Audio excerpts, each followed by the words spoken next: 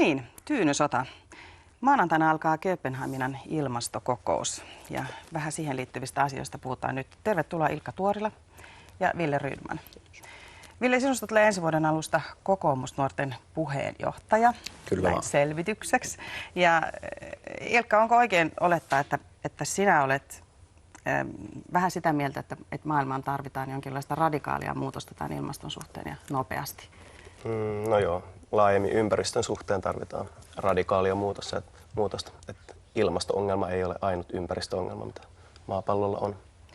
Nyt on muutama vuosi sitten niin oli tällaisia mielenosoituksia itsenäisyyspäivän aikaan, mutta ne on nyt lopetettu, koska ne ei niin palvellut sitä tehtävänsä. Ja nyt on järjestetty semmoinen kuin kuumotuskarnevaali, joka on itsenäisyyspäivänä. Niin kerrotko, mistä tässä kuumotuskarnevaalissa on kyse?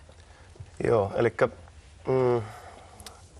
alkaa jotenkin kyllästyttää se, että kansa on sitä mieltä, että nyt tarvitaan radikaaleja muutoksia niin kuin kulutukseen, ympäristön suojeluun, mutta rahaeliitti, kapitalismin lobbarit eivät suostu tekemään mitään muutoksia.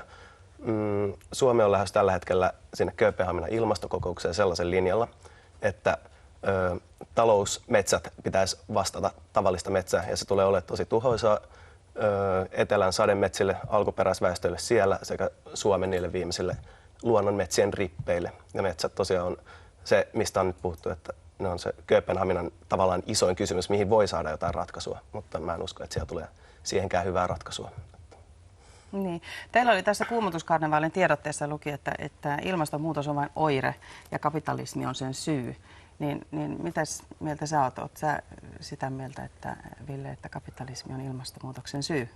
No en näkisi sitä asiaa tällä tavalla, jos mietitään ylipäätään sitä, että kuinka ympäristöä kohdellaan ja miten ympäristö saastuu, niin en näkisi minkään sortista aukotonta yhteyttä siinä, että onko järjestelmä markkinatalous vai joku muu. Itse asiassa sosialistisissa maissa ympäristöongelmat oli paljon isompia kuin konsanaan kapitalistisissa yhteiskunnissa.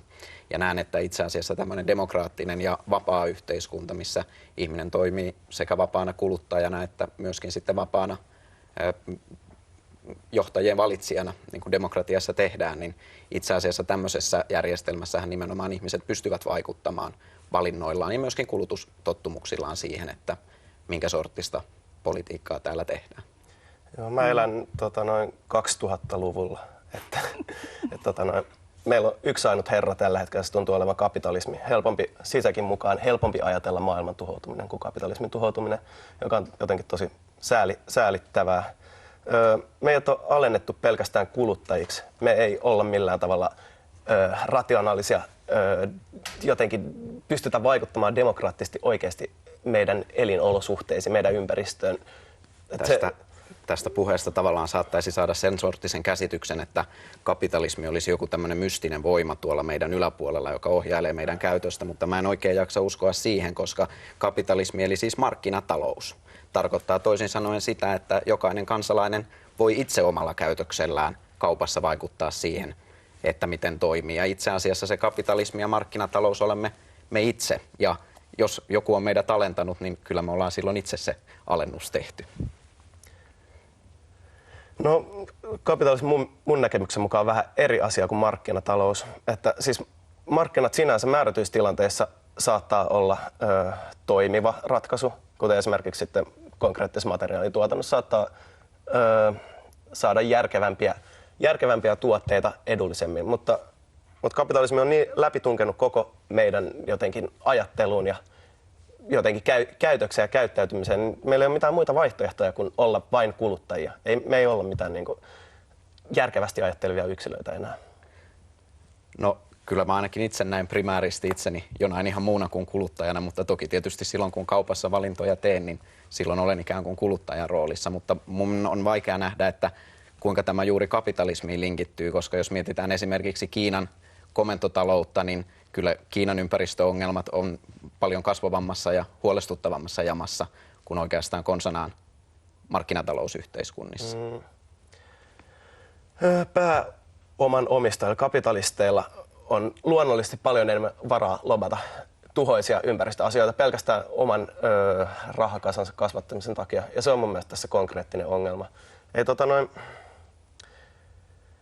ei ole jotenkin mahdollista saada millään tavalla mitään niin kuin kansalaisjärjestöjen viestiä läpi, koska se kaikki raha, kapitalismin ainut idea on kuitenkin kerätä rahaa rahan päälle. Sitä ei kiinnosta sinänsä mikään ympäristökriisi. Se saattaa jopa ruokkia kapitalistisen rahan kasautumista.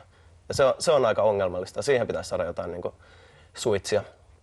Nyt jos puhutaan tästä kapitalismista ja markkinataloudesta, kuitenkin saatiin aikaiseksi tällainen energialamppuhommeli, että kaikki vaihtavat nyt energialampuihin. Ja se tavallaan voisi ajatella, että se oli markkinatalouden ja kapitalistien aikaansaama, niin eikö sillä ole mitään väliä sitten, vaikka me kaikki vaihdettaisiin lampumme energialampuihin? Et sä usko siihen? No tavallaan toi on osa sitä niin kuin kuluttajuutta, että maailma ei ole ikinä muuttunut sillä tavalla, että ylhäältä on annettu, joka tehkää näin, niin sitten kaikki on hyvin. Vaan maailma muuttuu tavallaan sieltä toisesta päästä ruohonjuuritasolta. Ja sieltä pitäisi lähteä joku liike, joka pystyy jollain tavalla konkreettisesti ajattelemaan sitten, että mikä voisi olla se toinen tapa toimia. Ikuinen kasvu ei ole mahdollista.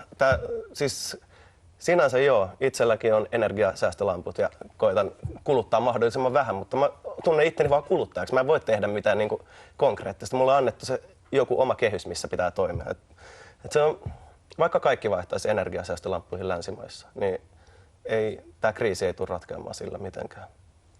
No ei kai meillä mitään sellaista mekanismia ole, mikä estäisi tämmöisen liikkeen synnyn, että vapaassa demokraattisessa yhteiskunnassa tämmöisen liikkeen pystyy muodostamaan, ja mikäli todella suuret kansanjoukot on sitä mieltä, että nyt tarvitaan radikaalia muutosta, niin tällainen liike varmaan saa kannatusta, mutta mikäli suuret joukot kokee, että tämä on ehkä vähän marginaalista ajattelua, niin silloin tämmöinen liike todennäköisesti myöskin marginaaliseksi jää.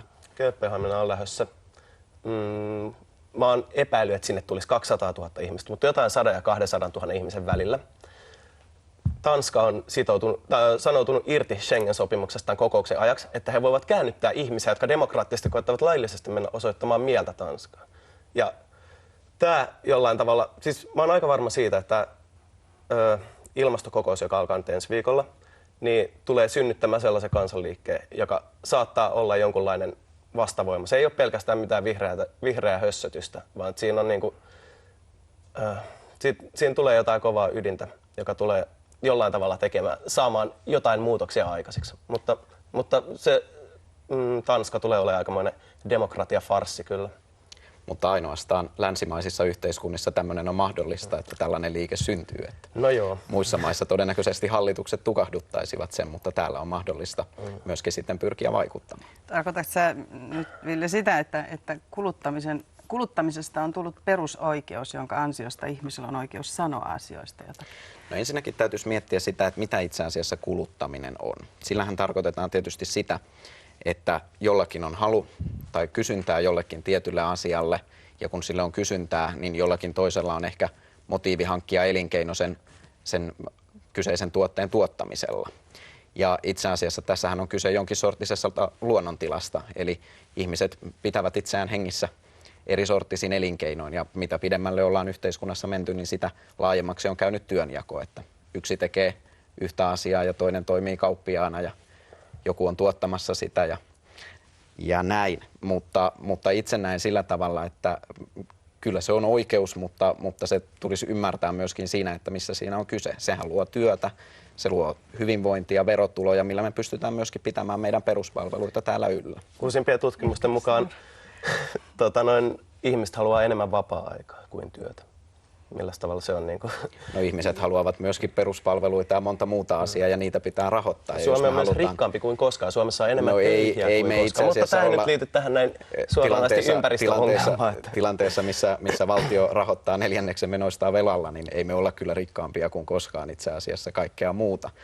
Mutta ihmiset haluavat monenlaisia hyviä asioita, haluavat vapaa-aikaa, ystäviä, rakkautta, tavaraa, peruspalveluita, mutta ylipäätään se, että jos halutaan jotain hyviä asioita rahoittaa, niin kyllä se aina työnteolla pitää rahoittaa. Hienoja sanoja, mutta kaukana todellisuudesta. Tuskinpa vaan. Miten tarvitaanko, sä puhuit aikaisemmin, että pitäisi olla radikaalia muutosta ja Kööpenhaminaan on tulossa ihmisiä ja näin poispäin, niin mikä se todellinen vallankumous sitten olisi, nämä teot? Riittääkö se, että puhutaan? No, mulle ei siihen kyllä oikeastaan mitään vastausta, mikä se vallankumous on. Se pitää sitten päättää tulevissa tämän Kööpenhaminan jälkeisissä suurissa massatapahtumissa, missä toivottavasti mä uskon, että siellä saadaan jotenkin oikeaa kansalaisyhteiskuntaa järjestettyä toimimaan, koska tällä hetkellä on määrätty rahaeliitti, joka ajaa sitä jatkuvan talouskasvun ideologiaa, joka on tuhoisaa ympäristölle. Oletko sä menettänyt tämän ympäristön suhteen toivos jo? En, siis ihmiset tulee kärsimään. Siis mä en usko siihen, että maapallo tulee välttämättä tuhoutumaan. Se olisi mahdollista, mutta ihmiset tekee ratkaisuja, että maapallo ei tuhoudu. Mutta todennäköisesti ihmiset tulee konkreettisesti kärsimään. Niin kuin jo tällä hetkellä. Täällä on helppo puhua, että länsimaissa on helppo puhua siitä, että joo, no, siitä sopeudutaan kaikkea, mutta ei se tule olemaan niin helppoa suurimmalle osalle maapallon ihmistä, jotka tällä hetkellä elää. Ja se mua huolestuttaa jotenkin, että tulee inhimillistä kärsimystä ihan valtavasti. Toivotaan kuitenkin, että näin ei aivan käy, mutta kiitos Ilkka ja Ville tästä. Ja nyt me jatkamme balletin pyörteissä.